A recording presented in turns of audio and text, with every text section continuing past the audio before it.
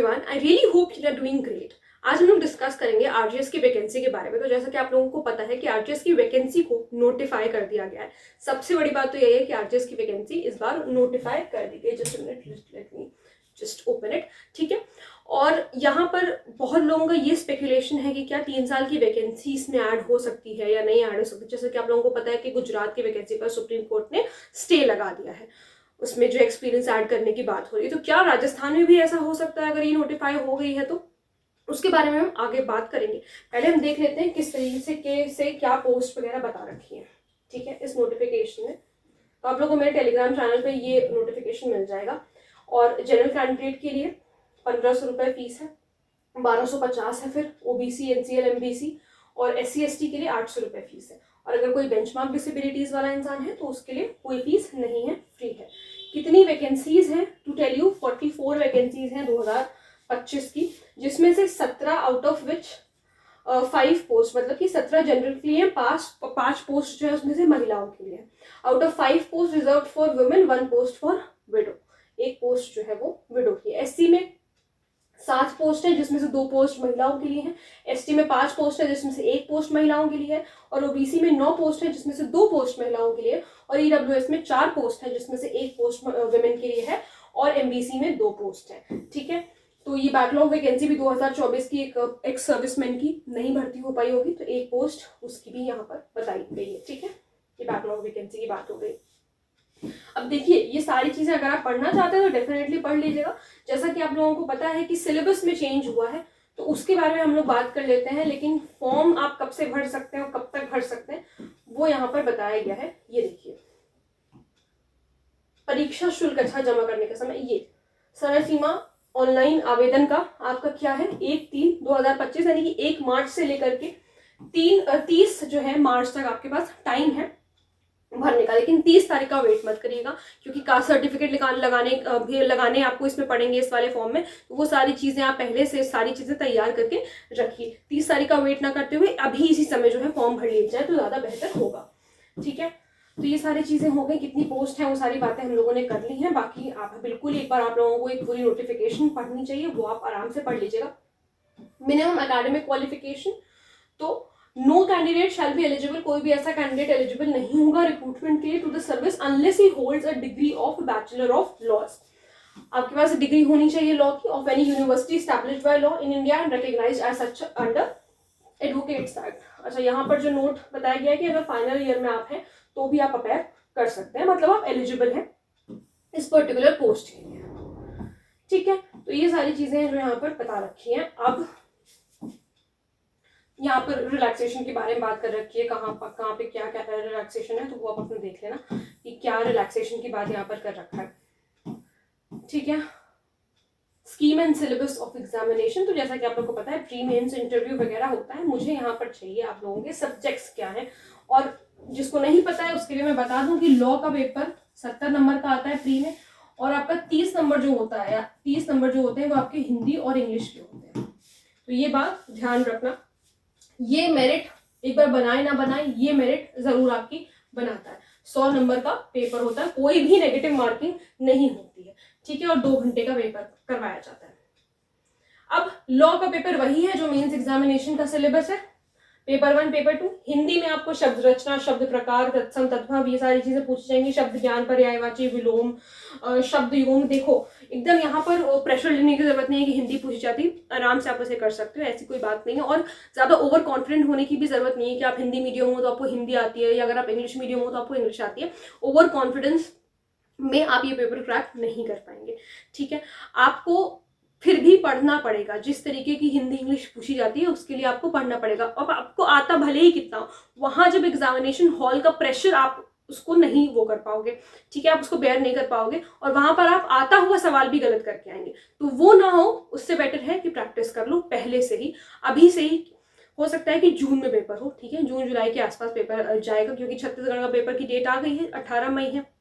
तो इसका पेपर बाद में ही होने की संभावना है, पहले तो नहीं होगा। जब फॉर्म भर जाएंगे तब हमें पता चलेगा कि कितना जो है टाइम होगा। तो लगभग जो है 2 महीने का टाइम तो देंगे ही देंगे। मेंस का टाइम हो सकता है कम हो, लेकिन प्री में तो टाइम मिलेगा, 2 महीने का, 1.5-2 महीने का टाइम मिलता है। तो भी आप मान के चलो कि भरी गर्मी में पेपर होगा, और जून में ही लगभग ऐसा एंटिसिपेशन है कि जून में ही पेपर होगा। अच्छा, तो ये सारी चीजें आपको थोड़ा सा ध्यान में रखनी। ओवर कॉन्फिडेंस में बिल्कुल भी आने की जरूरत नहीं है किसी भी तरीके से। वाक्य रचना, वाक्य शुद्धि, ये विराम चिन्हों का प्रयोग, मुहावरे, तो ये तो पहले वाला जैसे हिंदी इंग्लिश जैसे पूछ जाती थी वही सेम अभी भी वही है। इसमें कुछ भी आपको ये नहीं मिलेगा कि अलग कुछ कर दिया। ये तो हो गई हमारी प्री की बात, ठीक है। मेंस में क्या पूछा जाएगा? Law paper 1, law paper 2 100 number का होगा, 3 घंटे का होगा, हिंदी ऐसे इंग्लिश ऐसे, जो कि 2-2 घंटे का होगा आपका, ठीक है। अब ऐसे में क्या होता है कि लॉ पेपर 1 के साथ आपका हिंदी ऐसे हो जाता है, लॉ पेपर 2 के साथ आपका इंग्लिश ऐसे हो जाता है। इस तरीके से पेपर होता है एक ही दिन में, मतलब 2 दिन सिर्फ पेपर होता है, ठीक है। 3 घंटे ये और 2 घंटे ये, फिर अगले दिन 3 घंटे ये 2 घंटे ये, इस तरीके से होता है, ठीक है। अब लॉ पेपर 1 का आपको देखना है, क्योंकि सबसे बड़ी दिक्कत यही है कि सिलेबस जो है चेंज हो गया है। चेंज क्या हो गया? काफी सारी चीजें ऐड कर दी गई हैं, तो वो चीजों से बिल्कुल भी घबराने की जरूरत नहीं है। लगभग जो है स्टेट्स में ये सारी चीजें पूछी जा रही हैं, तो अलग अलग स्टेट में, जैसे डीजीएस में आता है, छत्तीसगढ़ में भी इनसे रिलेटेड कुछ लॉज आते हैं जो मतलब यहाँ पर बता रखे हैं। तो ऐसा कुछ परेशान होने की जरूरत नहीं है, सब पढ़ रहे हैं, तो अब आपको भी आरजीएस वालों को भी पढ़ना पड़ेगा जो स्पेसिफिकली इसी स्टेट को टारगेट कर रहे हैं, ठीक है। सीपीसी है, constitution of India, Indian contract act है आपका, ये भारतीय साक्ष्य अधिनियम है, इंडियन एविडेंस एक्ट, दोनों पूछे जा रहे हैं, ध्यान रखना। लिमिटेशन एक्ट पूछा जाएगा, specific relief act, TPA, interpretation of statutes, Rajasthan rent control, Hindu laws भी अब ऐड कर दिए गए। हिंदू लॉज में जो आपके 4 एक्ट्स हैं वो सारी चीजें पूछी जाएंगी, ठीक है। क्या नया ऐड किया गया मैं सिर्फ उस पर सर्कल कर रही हूँ। आपका ये हो गया, और फिर उसके बाद आपका मुस्लिम लॉ पूछा जाएगा। मुस्लिम लॉ भी पूछा जाएगा, यहाँ पर मुझे दिख नहीं रहा, ये मुस्लिम लॉ पूछा जाएगा। थोड़ा सा हल्के से करते हैं ताकि बाकी चीजें भी कर सकें। ये आपका मुस्लिम लॉ हो गया, ठीक है। फिर आपका ये राजस्थान लैंड रेवेन्यू एक्ट, ये एक आपका नया सब्जेक्ट है। पार्टनरशिप एक्ट, ये आपका एक नया सब्जेक्ट है। Sales of goods act is a new subject, पहले नहीं था। Registration act, sales of goods act I think Chhattisgarh में पूछा जाता है, रजिस्ट्रेशन एक्ट भी छत्तीसगढ़ में आता है, ठीक है। फिर आपका और ऑर्डर एंड जजमेंट राइटिंग है। तो ये आपकी जो नई वाली बात आ गई। अब ये लॉ पेपर 1 था, लॉ पेपर 2 में क्या है? क्रिमिनल का पेपर है, बीएनएसएस, ठीक है। सीआरपीसी आपको पता है, भारतीय साक्ष्य अधिनियम आपको पता है कि दोनों में आता है, इंडियन एविडेंस एक्ट आपका दोनों में आता है, बीएसए। भारतीय न्याय संहिता आ जाएगा नए में। दोनों चीजें आपको पढ़नी है, यानी कि दोनों सब्जेक्ट्स पे आपको कमांड होना चाहिए। देखो बहुत ज्यादा चेंज नहीं है, सिर्फ 10 से 20% चेंज है।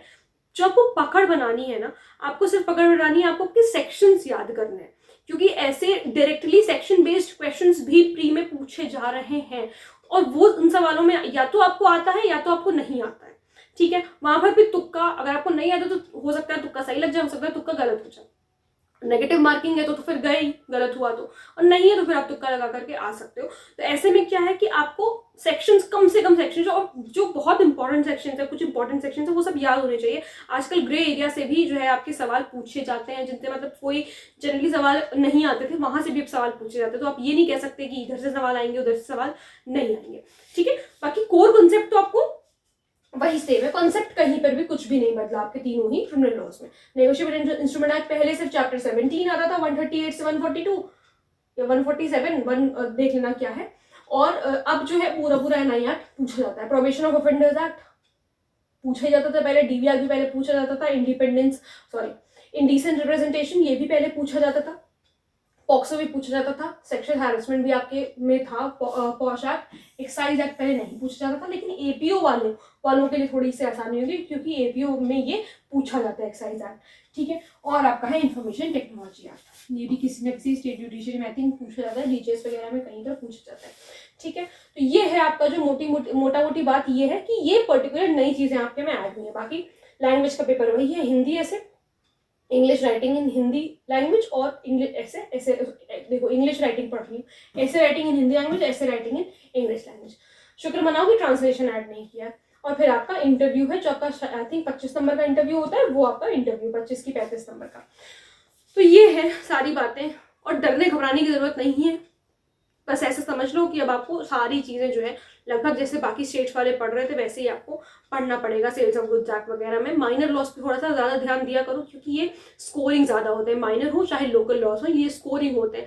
मतलब कि अगर आपने इनको सही से, इन पे अगर आपने पकड़ कर ली तो यहाँ से एटलीस्ट आपके जो क्वेश्चंस है, जो आंसर्स हैं, वो गलत नहीं होने चाहिए, ठीक है ना। मेंस के लिए भी प्री, सिर्फ ऐसा नहीं मैं प्री के लिए कह रही हूँ, मेंस के लिए भी कम से कम उस पर्टिकुलर एरिया से आपके क्वेश्चंस गलत ना हो, तो काफी आप जो है आप एक एज पर रहोगे बाकी लोगों से। क्योंकि देखो मेजर लॉस तो सभी को ही पढ़ के जाता है, बड़े बड़े लॉज, मतलब ये जितने हमारे हैं, भारतीय साक्षरता अधिनियम हो गया आपका, भारतीय नागरिक सुरक्षा संहिता हो गया, ये सभी लोग पढ़ के जाते हैं। लेकिन जो छोटे लॉज होते हैं, ये लोग, ये वाले जो होते हैं, ये बात के लिए लोग रखते हैं और फिर वो छूट जाता है, वो नहीं कर पाते, और लेकिन उसकी इंपॉर्टेंस सबसे ज्यादा होती है। तो आपकी स्ट्रैटेजी इसी तरीके से होनी चाहिए कि आप एक मेजर लॉ पढ़ रहे हैं, उसके साथ एक माइनर लॉ पढ़ रहे हैं, सीपीसी के साथ लिमिटेशन पढ़ रहे हैं, इस तरीके से आपको करके चलना है। और जहां तक बात रही एक्सपीरियंस की, तो मुझे नहीं लगता कि इस पर्टिकुलर वैकेंसी में कोई एक्सपीरियंस ऐड करने की बात वहां पर होगी, तो वहां परेशान होने की ज्यादा जरूरत नहीं है। ठीक है, एकदम आराम से अपनी तैयारी करिए। ये नहीं कि अगर वहां पर रोक लग गई गुजरात की वैकेंसी में तो क्या इसमें भी लग जाएगी, यही सोच सोच के आधा टाइम निकाल दिया, तो कोई मतलब नहीं है। 3 महीने का टाइम बचा हुआ है और आपको अभी सिर्फ और सिर्फ अपनी प्रिपरेशन पर ध्यान देनी है। अगर ऐड होगी तो फिर तो बस सबकी किस्मत खराब है, सबके लिए ऐड होगी। ठीक है, फिर उस हिसाब से काम किया जाएगा। बट अभी ऐसा कुछ भी सुनने को अगर नहीं आ रहा है, इस तरीके का कोई एंटिसिपेशन नहीं है कि एक्सपीरियंस वगैरह ऐड किया जाएगा, तब तक के लिए सिर्फ अपनी पढ़ाई जारी रखिए, उसे मत छोड़िए। ठीक है, तो बस मुझे यही एक इन्फॉर्मेशन आप तक कन्वे करनी थी। उम्मीद है कि थोड़े से डाउट्स आपके क्लियर हुए होंगे और अपने राह से भटकना नहीं है, आपको सिर्फ प्रिपरेशन करनी है। ठीक है, सिर्फ गुजरात नहीं, और भी सारे आपके स्टेट्स हैं जो एग्जाम अभी कंडक्ट करा रहे हैं, और ऐसा कुछ अभी सुनने में नहीं आ रहा है कि 3 साल का एक्सपीरियंस ऐड होगा। होता है तो फिर उसको देखा जाएगा, उस हिसाब से आगे की बात करी जाएगी, उस हिसाब से आगे की स्ट्रैटेजी होगी।